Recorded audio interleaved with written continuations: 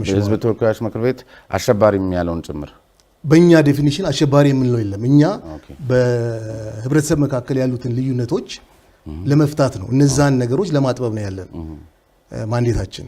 ስለዚህ ከዚህ አንጻር እኛ አይዲያዎችን ግለሰቦችን እነክሌ እነዚህ ናቸው ብለን ሌብል ሰጠን ፈርጀን አንነሳም። የምክክር ሂደትም ያን ኢንከሬጅ አያደርግም። ፈርጀን ከተነሳን ኦሬዲ ግን ደግሞ አንዳንድ ጊዜ የህዝብ ተወካዮች ምክር ቤት ስልጣን የሚመነጨው ከህገ መንግስቱ ስለሆነ ሎጂካሊ እናንተ ፍረጃን ኢንከሬጅ አያደርግም የእናንተ ተቋም ሎጂካሊ። ግን ደግሞ ሁል ጊዜ ህግ በምንም መልኩ ደግሞ ሊጣስ አይገባማ። የህዝብ ተወካዮች ምክር ቤት እኮ የስልጣን ምንጩ ህገ መንግስቱ አይደል? ስለዚህ እሱ የፈረጀውን አካል እናንተ ኢንከሬጅ ካላደረጋችሁ ህገ መንግስታዊ ስርዓቱን እናንተም የመናድ ሁኔታ ውስጥ ገባችሁ አያስብልም? አያስብልም። ምክንያቱም የኛ ዓላማ ይሄ ተቋም የተቋቋመበት እንደዚህ አይነት አካላቶችን ባለው የፖለቲካ ኢንስትሩመንት መሳሪያ ቁጭ ብሎ ማነጋገር ስላልተቻለ አንዱ ከብዙ ትሮች ውስጥ አንዱ እነዚህ አድሬስ ለማድረግ ስለሆነ ፋንዳሜንታል የሆኑ ልዩነቶች ስላሏቸው እነዚህን ደግሞ ለማነጋገር የግድ ያስፈልጋል ስለሆነ ይሄን ያደረግን ያለ ነው። ምናልባት እንዴት ይመጣሉ የት ይመጣሉ ለሚለው አፈጻጸም ነው የሚሆነው። በነገራችን ላይ ከዚህ በፊትም ልምድ አለ፣ በኢትዮጵያ ውስጥ ልምድ አለ። በትክክል ባላስታውስ ህገ መንግስት በሚረቀቅበት ጊዜ በወቅቱ የነበሩ ታጣቂ ኃይሎችን ለ40 ቀን ሞራቶሪየም ተሰጥቶ ወይም ሌላ ሀገርም እንደሚደረገው የዳያሎግ ኮሪደር ተሰጥቶ ሴፍ ወይ ተሰጥቶ ይመጣሉ። ስለዚህ ይሄ በእኛ የተጀመረ አይደለም። ስለዚህ የኛ ፋንዳሜንታሊ እነዚህ አንድ አካላቶች ናቸው። ግን የኢትዮጵያ ችግር የነዚህ ብቻ አይደለም። ስለዚህ ሰፋ አድርገን ነው የምንመለከተው ምክክርን። ቅድም ወዳልኩት ልመለስ። ሁሉም ኤጀንሲ አለው። ፖለቲካ ፓርቲዎችና ሊቃን ብቻ ያመጡት ችግር ነው፣ ሌላው መከተል አለበት መስማት አለበት ብለን መፈረጅ ትክክለኛ ብቻ ያመጡት ማለታችን ሳይሆን መሰረታዮቹ ባለጉዳዮቹ እነሱ ናቸው። እነሱ ግን ኢቭን ብቻ ድረስ በሚያስብል ይሄ ማለት እኮ ምን ማለት መሰሉት? በኢትዮጵያ ህዝብ መካከል የኢትዮጵያ ህዝብ ፍላጎት የኢትዮጵያ አርሶ አደር ጥያቄ ተመሳሳይ ነው። ኦልሞስት እዛ ጋምቤላ ያለውም እዛም ያለውም ጥያቄያቸው ማዳበሪያ ሊሆን ይችላል፣ ምርጥ ዘር ሊሆን ይችላል፣ የግብርና ግብዓቶች ሊሆን ይችላል። እዛ ጥግ ያለው መምህርና እዚህም ጥግ ያለው ኦልሞስት እሱ ነው። ይሄን ያህል እኛ በምናቀው ደረጃና ኢትዮጵያ ባላት ልምድ ይሄን ያህል ዱላ የሚያማዘዝ የተለየ ፍላጎት ከአርሶ አደርም ከመምህራንም ከምናምንም መጥቶ አያውቅም። ይሄ ማለት ግን ልዩነት የላቸውም እያልን አይደለም። አሁን ግን ለኢትዮጵያ ውስጥ ለሚፈጠሩ ግጭቶች መሰረታዊ ልዩነቱ ያለው እስቲል እኮ ነው። እስቲል ሊቃኖቹ ጋ ነው ይታወቃል እኮ።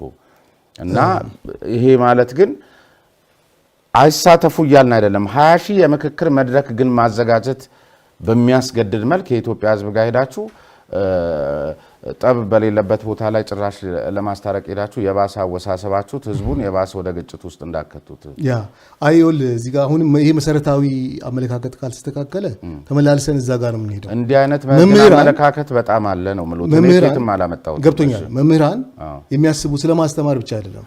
መምህር ፖለቲካውን ያውቃል። መምህር ስለ ሀገር አስተያየት አያውቅም እያልን አይደለም። መምህራን ግን ህዝብና ህዝብን የሚያጋድል ጥያቄ የለውም። መምህራኖች የደሞዝ ጥያቄ ያላቸው፣ የኢኮኖሚ ጥያቄ ያላቸው፣ በርካታ የሎጂስቲክስ ጥያቄ ያላቸው እናውቃለን። ማንም እኛም አለን። እኔ ጋዜጠኞች ጥያቄ አለው። የኔ ጥያቄ ግን ማአት ጥያቄ አለኝ። እኔ ሐሳብን በነፃ የመግለጽ መብት ሙሉ ለሙሉ እንዲከበርብልኝ ፈልጋለሁ። ደሞዜ እንዲሻሻል ፈልጋለሁ። ማአት እዚህ ግቢ ውስጥ ያሉ ሰዎች ማአት ጥያቄ አላቸው። እኔ ግን በዚህ ምክክር ኮሚሽን የኔ ጥያቄ ይፈታል ብዬ እንደ ጋዜጠኛ እምነት የለኝም። ስለማይመለከታችሁ ፖሊሲ ጉዳይ ስለሆነ የአስተዳደር ጉዳይ ስለሆነ ሊፈቱልኝ የሚችሉት እዛ ያለ ብሮድካስት ባለስልጣን ወዘተርፈ እንደዚህ አይነት ካልሆነ በስተቀር በእናንተ የጋዜጠኞች ችግር እኔ ይፈታል ብዬ አብሬ እንደ ጋዜጠኞች ልወከል አልልም። አሁንም ምክክር ምንድነው ዳያሎግ ምንድነው የሚለው ጽንሰ ሐሳቡን ካላገኘን እንስታለን። ጽንሰ ሐሳቡ ምንድነው? መሰረታዊ የሆኑ ሀገር እንዴት ተዋቀረች የሚለው ላይ ጥያቄ ያለው ሰው አለ። እሱ አለ። ስለዚህ ይሄ ጥያቄ ደግሞ የመምህር ጥያቄ አይደለም ብለን እንደመድብ አንችልም። ሁሉም ኢትዮጵያውያኖች በየቦታው እንግዲህ ቢያንስ ከ80 ሺህ በላይ ህዝቦችን አግኝተናል። አሁን ሳውራ አሁን ዳንተ እንደምትለው አይነት አቋም የላቸው። በኢትዮጵያ ምንነት ዛሬና ነገ ላይ መወሰን ይፈልጋሉ፣ መሳተፍ ይፈልጋሉ። ስለዚህ ምክክር ኮሚሽኑ እያደረገ ያለው ይህን መድረክ ማዘጋጀት ነው። ስለ መሬት ቅድም ገበሬ ያነሳ። ስለ መሬት ብዙ አይነት ትርጉም አለው ለብዙ ሰዎች። ባህልም ነው፣ እምነትም ነው። ይሄ ኦርጋኒክ ኢትዮጵያዊ የሆነ መልክ ያለው ነው። ስለዚህ በዚህ ፕራውድሊ ማውራት እንችላለን። ኢትዮጵያን እውነታ የሚያገናዝብ ሀገራዊ ምክክር ነው እንጂ የሌላውን ኮፒ ፔስት ልናደርግ አይደለም። አንደኛ። ሁለተኛ እስካሁን በተደረጉት የሀገራዊ ምክክሮች እንደ ኢትዮጵያ ኮምፕሌክስ የሆነ ሲቹዌሽን ውስጥ ያለ የለም። ይህም መረዳት መቻል አለብን። በህዝብ ቁጥር ብዛት ከ122 ሚሊዮን በላይ ያለው አገር ምክክር ያደረገ የለም። ሌላው ብዝሃነታችን ዳይቨርሲቲው፣ ፖለቲካል፣ ኢኮኖሚክ፣ ሌላው ትልልቅ ጦርነት ባሉበት ነው ይህ ምክክር ኮሚሽን የተቋቋመው። ጦርነት ከሌለማ ጦርነት እኮ መሰረታዊ ምክንያት ያለው እኮ ጦርነት ከሌለ ምክክር ኮሚሽን ምን ያደርግልናል? ከኮንቴክስቱ አታውጣኝ። ምክክር ኮሚሽን የሚቋቋመው መሰረታዊ በሆኑ በሶስት ወይም ብዙ ጊዜ በሶስት ነው። አንደኛ የሽግግር መንግስታት የምክክር ኮሚሽንን ሊያቋቁሙ ይችላሉ፣ የሽግግር መንግስታት። ሁለተኛ የሰላም አኮርድ ሰላም ስምምነቶች የምክክር ኮሚሽንን ሊያቋቁሙ ይችላሉ። ሁለተኛ። ሶስተኛ በአዋጅ ሊቋቋም ይችላል። ይህኛ እንግዲህ በዚህኛው ካቴጎሪ ውስጥ ይሆናል። እሺ 1 ዓመት ከ8 ወር በዚህ ደረጃ ላይ ገና አጀንዳ ሳትለዩ መቀመጥ ነበረባችሁ ወይስ እሺ የሚባለው እናንተ በአግባቡ ኮሚሽነሮቹ በጣም አክቲቭሊ ስራችሁን ምንሰራነን ብለው ያምናሉ? ያው ነው ቢሮአችሁ የምትገኙ ናቸው አይደለም? አሁን ከዚህ በኋላ ወዳላችሁ ዝግጁነት አይደለም፣ ከዚህ በፊት በነበረው ዝግጁነት 11ዱም ኮሚሽነሮች በስራ ሰዓታቸው በትክክል ይህንንም 1 ዓመት ከ8 ወር ለኢትዮጵያ ሕዝብ ሲሉ ዲቮትድ ሆነው እየሰሩ ነበር ነው። በጣም እጅግ በጣም አንደኛ ይሄ ኮሚሽን ሲቋቋም 11 ኮሚሽነሮች ሲሰየሙ የተሰሩ ስራዎች ምንድን ናቸው የሚሉትን በአግባቡ መረዳት ጠቃሚ ነው። እንደ ሌላው ቢሮ ወርሰን አይደለም የመጣ ነው። ቢሮ ማደራጀት አንድ ስራ ነው። ይህን ትልቅ አገራዊ ኃላፊነት ለመሸከም የሚችል መሰረተ ልማት አለ ወይ? ኢንፍራስትራክቸሩ አለ ወይ?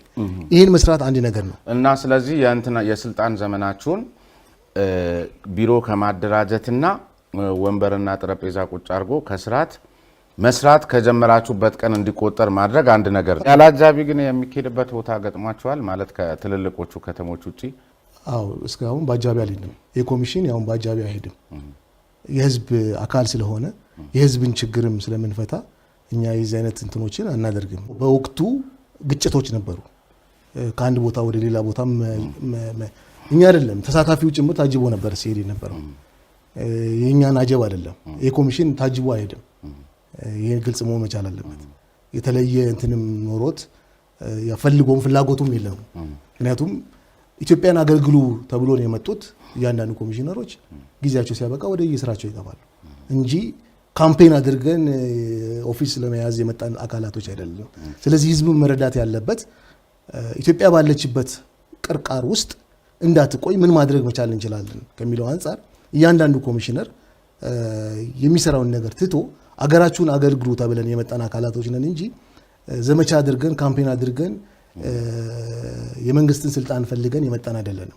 ስለዚህ ከዚህ አንጻር እንዲታይና እሺ ጫና የምትፈጥሩበት ህጋዊ ማዕቀፍ ተሰጥቷቸዋል። በአዋጅ የተሰጣችሁ ስልጣን አለ። ለምሳሌ ከባለድርሻ አካላቶች አንዱ መንግስት ነው አይደል? መንግስት በተለያየ መልኩ ኢንፍራስትራክቸሩንም ምናምኑንም ዞሮ የመንግስትን መዋቅር ተጠቅማችሁ አይደል የምትሰሩት? እዛ ቀበሌውን ምኑን ስታገኙ ከዛ መንግስት በተሰጠው እንደ ባለድርሻ አካላት የተሰጡት ግዴታዎች አሉ። እሱን ግዴታ ያልተወጣ ጊዜ እናንተ መንግስትን ማስገደድ የሚያስችል ቁመናና የህጋዊ እንትን አላችሁ? ህጋዊ እንትን አለን። በአዋጁ ላይ ማንም እንዲተባበር ያስገድዳል ይላል። እሱማ ሁሉም ሰው ህገ መንግስታዊ ስርዓቱን እንዲያከብር ይገደዳል። በህገ መንግስታዊ መሰረት ደግሞ ስንከለከል አንገደድም ብለን ስንንቀሳቀስ ወይም ሲንቀሳቀሱ ህገ መንግስታዊ ስርዓቱን ባይለት ንዱ ነው ተብሎ መንግስት ያን ግዴታ መወጣት ያቃተውን በፈለገው መንገድ ይቀጠዋል። አሁን መንግስት ያን ግዴታ የመወጣት ግዴታ አለበት። ባይወጣ ምን ታረጉታላችሁ? እንግዲህ ይወል መንግስትን በዚህ ሂደት ውስጥ እንደ አንድ ባለድርሻ አካል እኩል እንደሆነ ባለድርሻ አካል እንመለከታለን። ገብቶኛል። እሱ ራሱን ፌቨር ቆለ ነግሮት ነው። መንግስት ሲባል እዚህ ሀገር ላይ እንደዚህ መዋቅሩን ወንበሩን እኮ አይደለም የሚታየው። የስልጣን ኢሹ ብዙ ነገር ነው አይደል? እዚህ ሀገር ላይ እናውቃለን። መንግስት ሲባል እንግዲህ ሞገሱ፣ ክብሩ፣ ወንበሩ ብቻ አይደለም። መንግስት የምንላቸው አካላት በየደረጃው ምን አይነት እንደሆኑ እናውቃለን፣ አሁን እየመጣንበት ስለሆነ። ስለዚህ ይህን ይገደዳል የተባለው አካል አልገደድም ቢል ተነስቶ ከመሬት ምን ታመጣላችሁ ነው የኔ ጥያቄ። እንግዲህ እንደምታየን መሳሪያ የታጠቀ አካል አይደለም። ስለዚህ በህግ የተሰጠንን ስልጣን እንጠቀማለን። እንግዲህ ህግ ነው የሚገዛን ብለን ስለምናምን፣ ሌላው ምንድነው አልቲሜትሊ የዚህ ሂደት ባለቤት ኢትዮጵያውያኖች ናቸው፣ ህዝብ ነው። ህዝብ ኦን እንዲያደርግ ባለቤት እንዲሆን የምንጠይቀው ለዛ ነው። ልጇን የምትድር እናት የዛሬ ወር ሰርግ ባለበት ቤት ውስጥ ከዛሬ ጀምሮ የሚሆነውን ነገር አደለ ሰርግ በሚመስል መንገድ ነው ንግግራችንም ዝግጅታችንም ወዘተርፈ። አሁን ይህን የሚያህል ምክክር ኮሚሽን ተቋቁሞ ይሄ ምክክር ኮሚሽን የህዝብን አጀንዳ መድረክ ላይ አምጥቶ አነጋግሮ ሊፈታ እየተዘጋጀ ነው ተብሎ በዚህ በኩል እናንተ እየተናገራችሁ እንግዲህ አሁን የግለሰቦች ነው እንዳይሉ ነው ቀደም ሲል ያነሳ ነው። እንግዲህ የመንግስት ትልልቅ ባለስልጣናት መንግስትን የወከሉ አካላት ለስከዛሬ ችግሮቻችን ምንጭ ናቸው ተብለው ከሚጠቀሱ የቆዩ ትርክቶች ወዘተረፈ ጋር የተያዙ ትንኮሳዎችን በየመድረኩ ላይ እኮ ሲያደርጉ እናያለን። እነዚህ እኮ ማለት የእናንተን ተቋም እኮ እምነት እንድናጣበትና ሊተባበራችሁ የሚገባ አካል ሁሉ ተስፋ እንዲቆርጥ የሚያስችሉ ናቸው። ልጇን የምትድር እናት በዋዜማው አማቾቿን የምትሳደብበትም ወይም የምትዘልፍበት ምክንያት አይኖርም። ስለዚህ በየመድረኩ ላይ ተብሎ ግለሰቦች ጉዳይ ነው ምናምን መባል የለበትም። ምክክር ሊያደርግ የተዘጋጀች ሀገር አትመስልም። ለምሳሌ ቀደም ሲል ያልነው የጸጥታው ጉዳይ ጦርነቱ ወዘተርፈ እንደተጠበቀ ሆኖ እንደነዚህ አይነት ኃይሎችን ታሳቢ አድርጌ ነው የቅድሙን ታስገድዳላችሁ ወይ? አሁንም ልመለስ። እንግዲህ ጥሩ ምሳሌ አምጥተሃል። እናት ልጇን ስትድር ብዙ ዝግጅቶች አሉ። ዝም ብሎ ዘላ ዛሬ ሰርግ አደርጋለሁ አትልም። ሽማግሌ መላክ አለ፣ ብዙ ነገሮች ላከችና ግን አንድ ወር ቀራት። እናንተ እኮ ሽማግሌ ልከን ነው የመጣችሁት። አንድ ወር ሲቀራት ተፈቀደላችሁ። ተፈቀደ። ቆይ ልጇን የምትድር እናት ሽማግሌ ተላከ፣ ተፈቀደ። ምን አለ አሁን ድግስ መደገስ። እናንተ እኮ አሁን በቃ ኦልሬዲ ጌሾ ቀጣ ምናምን ላይ ናችሁ። አለቀ። እዛኛው ጋር ዘለን ሳይሆን እዚህ ጋር በቃ በተፈቀደው እናንተን ፈቅደን ምናምን አመጣን እየጠበቅናችሁ ነው። ግን ዛሬም ዘለፋው፣ መቃቃሩ፣ መነቋቆሩ አለ። ሊያውም በትልልቅ የመንግስት ይሄ ፓርላማው የመረጣቸው ሰዎች። ልክ ነህ እኮ መሰረታዊ ችግሮች እስካልተፈቱ ድረስ የዚች ሀገር ይቀጥላሉ። ለዛ ነው ዳያሎግ እንደ ሰርጀሪ ነው የምንለው። ቀዶ ጥገና ነው። ቀዶ ጥገና ስታደርግ የምታደርጋቸው ፕሮሲጀሮች አሉ። እነዛን ፕሮሲጀሮች ከሳትክ በሽተኛውን ትገላለህ። ልክ እንደዛው ቅድም ያልካቸውን ነገሮች በትክክል ሳናይ እነማን የሚሳተፉት እንዴት ነው የምንሄደው፣ አሳታፊነት እንዴት ነው፣ ባለቤትነት እንዴት ነው፣ አጀንዳ እንዴት ይመጣል፣ እነዚህ ነገሮች በትክክል አድሬስ ካላደረግናቸው የምክክር ውጤቱ በጣም መጥፎ ቦታ ላይ ይወስደናል። ስለዚህ መጠንቀቅ አለብን። አንደኛ። ሁለተኛ ትንኮሳ ይኖራል፣ ከማንም ይኖራል፣ ከመንግስት ብቻ አይደለም። ፓርቲዎች ይኖራቸዋል። የውጭ ይሄ ኢንተረስት አለ። የፖለቲካ ፓርቲ ኢንተረስት አለው፣ የፖለቲካ ፕሮጀክት ስለሆነ ማንኛውም አይነት አካል። ስለዚህ የምክክር ኮሚሽኑ በእነዚህ እንዳይጠለፍ ምን እያደረገ ነው? ተጠልፈዋል ወይ ነው አንደኛው። አልተጠለፈም። የመንግስት ጫና አለበት? እስካሁን የለበትም። ካለበት ምን ታደርጋላችሁ? የምክክር ኮሚሽኑ አይቀበልም። ይህንን በተለያየ አጋጣሚ ገልጸናል። ምክንያቱም እዛ ቦታ ላይ ያለው እያንዳንዳችን ለህሊናችን ለፈጣሪያችንና ለኢትዮጵያ ህዝብ ቃል ገብተን ነው የገባ ነው እዛ። ስለዚህ ይሄንን እስከ መጨረሻው እናከብራለን። ከዚህ ውጪ በጥርጣሬ ብቻ ማለት እንዲህ ሊሆን ይችላል ይችላልማ ብዙ ነገሮች ግን አይወክባችሁም? ወይም እናንተ አሁን እርስዎ እንደ ግለሰብ እንግዲህ ለህሊናችሁ ለኢትዮጵያ ህዝብ ብለው አስበው ሌላ ስራዎትን ትተው ነው የገቡበት እና እንግዲህ ውጤት እኮ ከተገኘ ታሪካዊ ሰው ሊሆኑ ነው እና ይህንን እንትኖትን ሊያደነቃቅፍ የሚችል ንግግሮች ከትልልቅ ሰዎች ሲሰሙ አይደነግጡም? በእርግጥ እንደዚህ አይነት ነገሮች ከየትኛው አቅጣጫ ሲነሱ እኛ ላይ ጫና ያሳድራሉ። ነገ በምክክር ላይ ያለች ሀገርን ሊያደፈርስ የሚችል ወይም እዛ ልታሳትፉት ይሄን ንግግር እየሰማ እኮ ነገ ጠዋት እናንተ ሄዳችሁ ና ተመካከር ብትሉት መጀመሪያ እዛ እንዲሚለንን ሰዎች አማክራቸው ብለው ሊመልሱት ይችላሉ ብዬ ነው። ምክንያቱም በምን ሞራሉ ነው አንድ ህዝብ እንደ ህዝብ በሆነ መድረክ ላይ እየተፈረጀ እየተሰደበ ከዛ እርሶ መተው ቀበሌ ሊያወያዩት ሲመጡ ያን ስልጣን ሊያረዝሙ ነው ብሎ ስለሚመልሱት ነው። እንደሱ ነው የሚገባኝ። አሁን ቅድም ምን ወደ ረጅም ሰዓት የፈጀነበት አለ በሚል ነው። እኔ አልሰማውም። ከሰማ ንገረኝ። ሰምተው አያውቁም? አንድ ህዝብን እንደ ህዝብ የሚፈርጁ ትንኮሳዎች፣ ንግግሮች ሰምተው አያውቁም? ከየትኛውም አቅጣጫ እንሰማለን እኮ። ይሄ ነው አስቸጋሪም የሆነብን ኢትዮጵያ ውስጥ ባለው ሁኔታ። የትኛውም አቅጣጫ እንሰማለን። ከመንግስት ግን ሲሆን ይብሳል ነው የምልዎት። ዴፊኒትሊ ይብሳል። ነገር ግን አሁንም የምልህ ሰምተው አያውቁም? እርሶ ከመንግስት ትልልቅ ባለስልጣናት ለምሳሌ ለመድረኩ በማይመጥን ወይም በሆነ ጉዳይ ላይ በተጠራ መድረክ ላይ ህዝብን እንደ ህዝብ የሚፈርጅ ወዘተርፈ አይነት ንግግር ወይንም ደግሞ ህዝብ በዚህ መንገድ እንደዚህ እየተፈናቀለ ነው ምናምን ተብሎ እንትን ሲባል ለሆነው ነገር እውቅና ላለመስጠት የሚደረጉ ትንቅንቆች ምናምኖች እኮ ማት ነገሮች አሉ ምናቸው። ልክ ነህ እኮ ስሜን። ይሄ ኮሚሽን የመንግስትን ኮድ ኦፍ ኮንዳክት የማውጣት ማንዴት የለውም። መንግስት የራሱ አሰራር አለ። በዛ መሰረት ሊቀጣ ይችላል። ለዚህ ነው ስለዚህ ቅድም ኮድ ኦፍ ኮንዳክት የማውጣት እንትን የላችሁም፣ ህጋዊ መሰረት የላችሁም።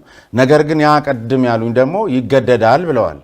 ስለሚገደድ ይሄ ነገር እኛን ስለሚያውከን እንደዚህ አይነት ባለስልጣናቶችን አደብ አስገዙልን ብሎ ደግሞ የመጠየቅ መብት አላችሁ ማለት ነው። አሁንም ደግሜ የምልህ በምክክር ኮሚሽኑና ምክክር ኮሚሽኑን በተመለከተ መንግስት ወይም የመንግስት አካላት እንዲህ ብለው ያመጡት በእኛ ላይ የሰማ ነው የለም። ሚዲያ ሞኒተሪንግ አሰሩም? የሚዲያ ክፍላችሁ እንደሱ አይሰራም? ሚዲያ ሞኒተሪንግ እንሰራለን። ስለዚህ ሚዲያ ሞኒተሪንግ የሚሰራ ኮሚሽን ከሆነ በእርግጠኝነት እስከዛሬ ድረስ እንደዚህ ህዝብን የሚፈርጅ ምናምን ተነጋግሮ የሚያቅ ሪፖርት አልደረሳችሁም ማለት ነው ወይ ዘለውት ከሆነ? እሺ፣ ዋና ኮሚሽነር የሽግግር ፍትህ በኮሚሽኑ ላይ ምን አይነት ተግዳሮቶች ይፈጥር ይሆን የሚል ጥያቄ ፈጥሮብኛል ብለው ነበር እና በርካቶችም ይሄ ጥያቄ ተፈጥሮባቸዋል። የኃላፊነት መጣረስና ምናምን አይነት ነገር አይከሰትም ወይ? ግን በመሰረታዊነት የሚነሳው ሎጂክ የሽግግር ፍትህ አንድ ላይ ነው የመጡት። የሽግግር ፍትህ ግን መቅደም አለበት። ምክንያቱም ያጠፋ የበደለ መጠየቅ ያለበት ተጠይቆ ይቅርታ ሊደረግለት የሚገባው ተደርጎለት የተበደለ ተክሶ ተለይቶ ፍትህ ከተሰጠ በኋላ ነው የእናንተ አይነቱ ደግሞ አገሪቱን ወደ ሰላም የሚመልስ በምክክር የሚፈቱ ጉዳዮችን ሊፈታ የሚገባውና በዳይም ተበዳይም ካሳ የሚጠብቅም ምናምንም አንድ ላይ ይሄ የጎራ መደበላለቁ እንዳያወሳስባችሁ ከፍትህ በኋላ ነው የሚል የብዙ የህግ ባለሙያዎችም ስጋት እንደሆነ ይደመጣልና እሳቸውም እንደዚህ አይነት ስጋት እንደነበረባቸው የተናገሩበትን አንድ መድረክ አስታውሳለሁ። እርስዎ እንዴት ነው? እኔ እይታ እሳቸውም የተናገሩት ነገር አይዲያሊ ቢሆን ኖሮ ምክክር ከተደረገ በኋላ ነው ደን ምን እናድርግ የሚለው ውሳኔ የሚመጣው። ምክክር ተደርጎ ምክክር ከተደረገ በኋላ አንተ አጥፍተሃል፣ እንደዚህ ሆነሃል፣ ይሄ ነገር ወደዚህ መሄድ አለበት፣ ስለዚህ ይሄን ነገር እናድርግ። እሱ ደግሞ ተመልሶ ወደ ጸባ አያመጣም። ያ ነው አካሄዱ። የኔ ጥናትም እንደሚያመለክተው የሽግግር ፍትህ አንድ መሳሪያ ነው፣ ቶል ነው። ፍትህን መፈለጊያ አንድ ቶል ነው፣ የተለየ ነገር አይደለም። ያውም አሁን ከትራንዚሽናል ጀስቲስ አልፎ ትራንስፎርማቲቭ ጀስቲስ የሚባል አለ። የግድ የምክክር ውጤት ነው ብለን እናምናለን። በብዙ ቦታዎች ላይም ምክክር ተደርጎ ህዝብ ከተመካከረ በኋላ ምን ይሻላል፣ ምን እናድርግ፣ አይ ይቅር ለእግዚአብሔር ተባብለን አገራችን ወደፊት እናሻገር፣ አይ ግሮስ የሆነ ሂውማን ራይት ቫዮሌሽን ያደረጉ ሰዎች በዚህ ይቀጡ የሚል ትራንዚሽናል ጀስቲስ ያመጣል። ከምክክር በኋላ ከተመካከር፣ ሳይመካከር አይሆንም። አንደኛ። ሁለተኛ ይሄ ትራንዚሽናል ጀስቲስ ኮንቴክስቱን ስንመለከተው በሰሜን በነበረው ጦርነት በፕሪቶሪያ አግሪመንት ፒስ አግሪመንት ጋር የመጣ ነው። እሱ ባይኖር ራሱ ያ ግጭት ባይኖር ኖሮ